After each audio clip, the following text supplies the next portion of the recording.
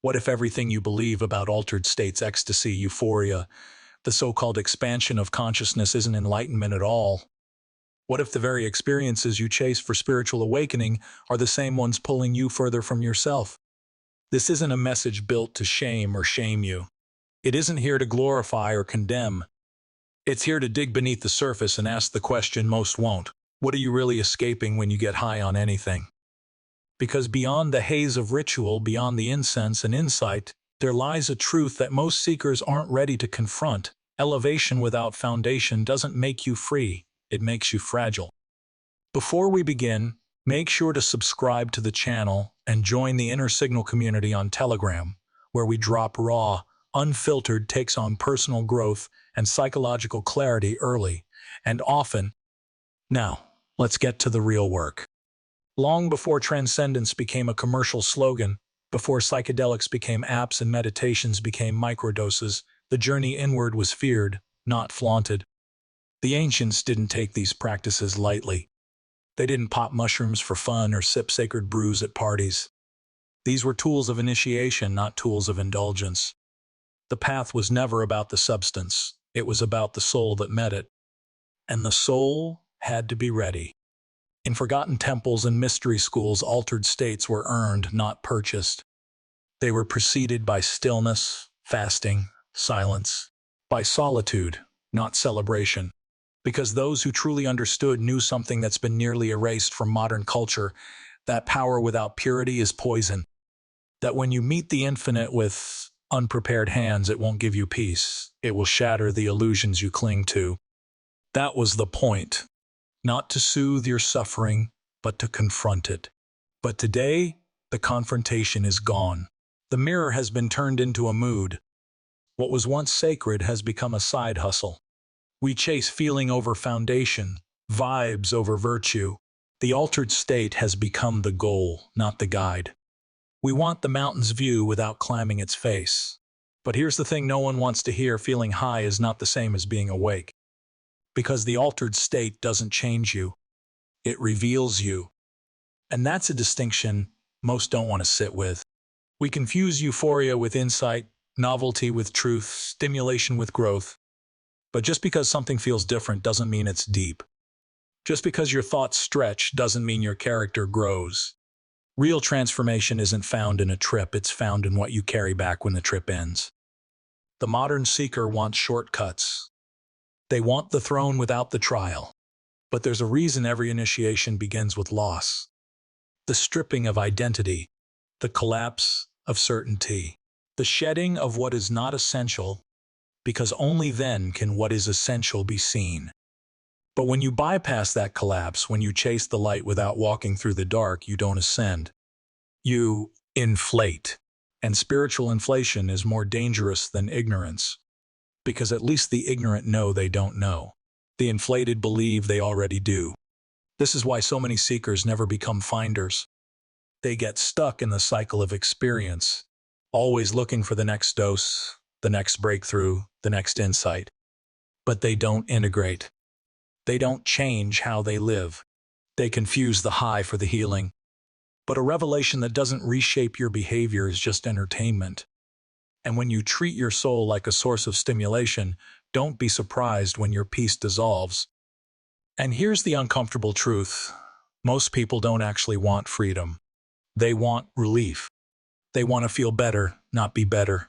And so they'll keep chasing altered states, sacred plants, visionary downloads, all in the name of evolution, but secretly just looking for a softer cage.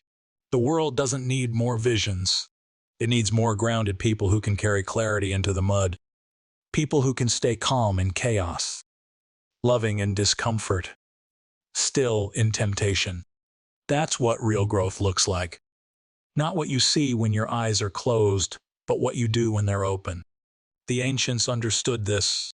That's why they built containers around the altered state. Rituals, frameworks, sacred architecture to hold what was revealed. Because they knew the energy was too wild to channel without structure. The vision was too bright to integrate without shadow work. The experience too raw to make sense without reflection. Structure wasn't oppression, it was alchemy. Today, we've lost that structure. We light up while scrolling, meditate while distracted, drink sacred brews in neon clubs. There's no container, just consumption. And so the very tool that once revealed truth now becomes another escape. The sacred becomes synthetic. The profound becomes performance. And in that performance, something vital is lost. The discipline to live differently, the courage to integrate pain, the humility to say, I don't need more sensations, I need more surrender. Because real growth isn't in the glimpse. It's in what you do after. It's not in what the vision shows you. It's in what you choose to embody when the vision fades. So ask yourself, when the smoke clears, who are you? When the lights go out, what do you return to? Are you using the state to face yourself or to avoid it? Because that's the real line. That's the real work. And here's the paradox most won't admit: altered states are easy. You can pay for them, drink them, smoke them. But integration, that's the mountain. That's the climb. That's where the sacred lives. Not in the flash of insight, but in the slow, quiet, daily work of becoming what you saw in that flash. That's why you don't need more tools.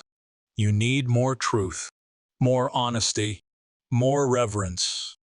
Reverence not for the high, but for the reality it reveals. Reverence not for the plant, but for the path. Because without reverence, power becomes pleasure, and pleasure without purpose is just another addiction. So don't confuse clarity with intensity. Don't mistake sensation for transformation. And don't call yourself awakened because you saw something once. That's not awakening. That's a trailer. The real film is what you live when the theater closes. If this message resonated, comment below with, I see it now. Subscribe to the channel if you're done chasing highs and ready to build depth. Join our Telegram for early access to more unfiltered, grounded insights. This isn't about judgment, it's about responsibility. Because the truth is simple, the high isn't the lie. The lie is thinking the high is enough. It's not. It never was. The sacred isn't in what you consume. It's in what you choose to become. And that journey, that quiet, hard, beautiful journey, is where freedom finally begins. You were not born for sedation. You were not born to tiptoe through a carousel of experiences, numbing one pain only to invite another. You were not born to be a collector of peak moments, but a builder of inner order. And yet, that's what most people become: souvenir hunters of transcendence. They gather fragments of enlightenment like postcards from a dream they refuse to wake up from. They can speak of chakras, vibrations, downloads, but their relationships are in ruins, their discipline non-existent, and their emotions easily hijacked by the smallest resistance. They've become fluent in spiritual language, but illiterate in spiritual practice. Why? Because it's easier to speak truth than to live it. The language of awakening has become a mask, a script, a costume, and many have fallen in love with the performance. They'll wear their crystals and burn their sage, but still recoil at real accountability. Still avoid silence. Still need validation. Still run from boredom, because deep down, they know something's off. They know the elevation they feel isn't real if it can't survive discomfort. They know truth doesn't need to be triggered. It reveals itself in your response to the ordinary. And they know they haven't changed. Not truly. Not where it counts. And that's the uncomfortable truth, the one that doesn't sell in workshops or retreats. That the most sacred work isn't loud. It isn't psychedelic. It isn't even profound. It's boring.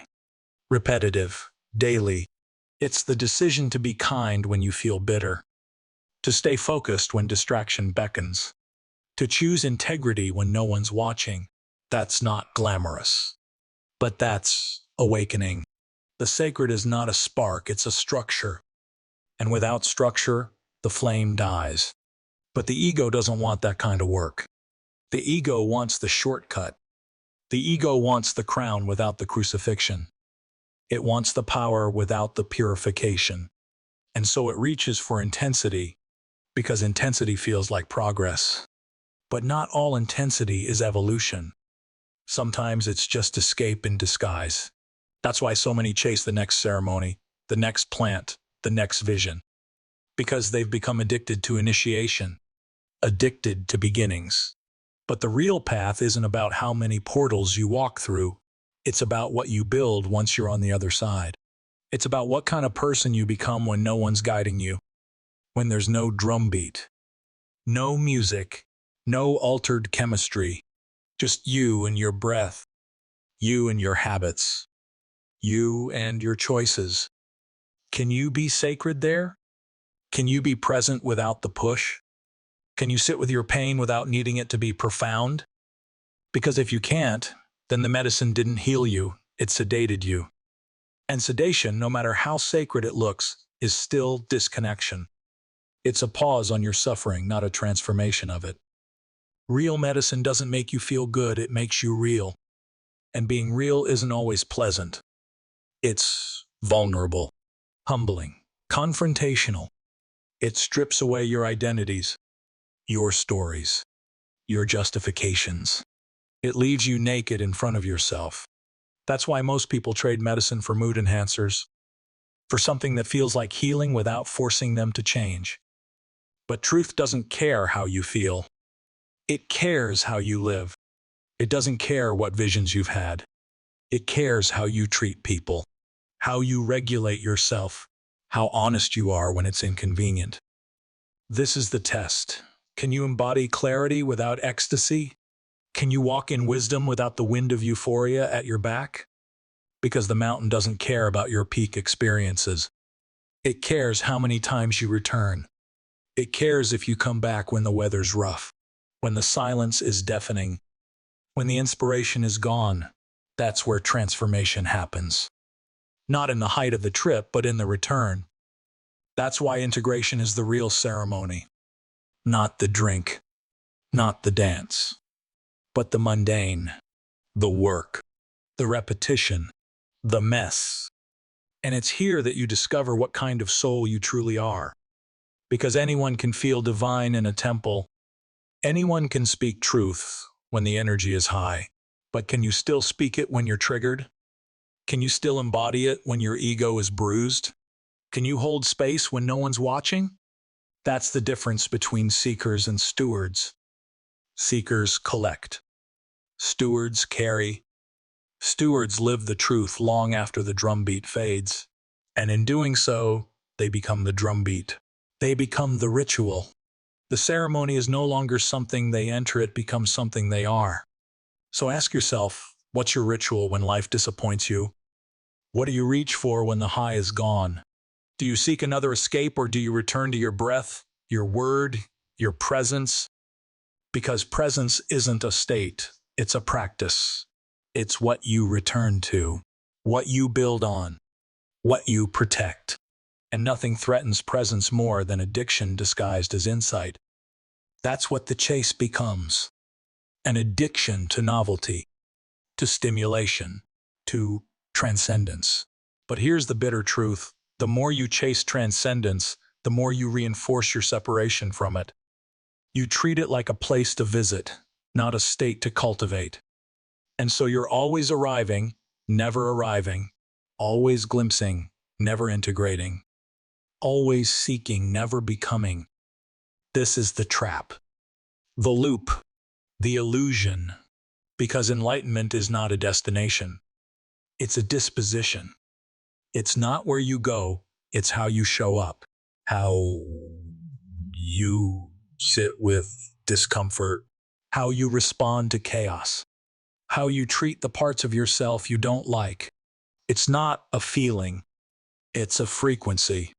And you don't tune into that frequency by getting high, you tune into it by getting honest, brutally honest, with your motives, your shadows, your masks.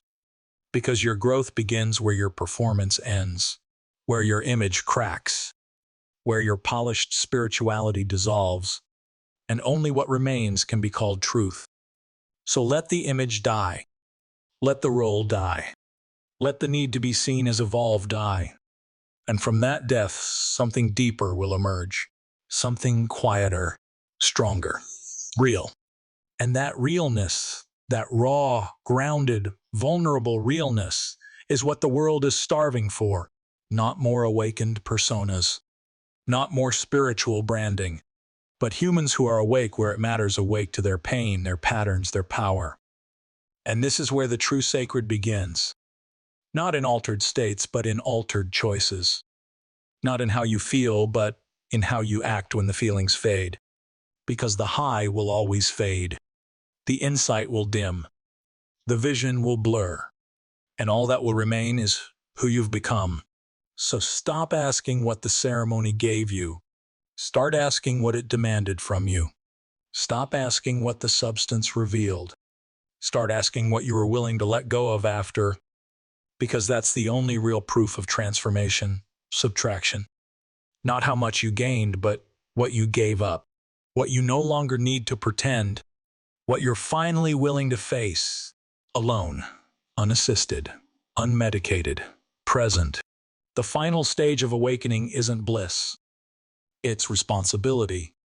And that responsibility is where the sacred makes its home.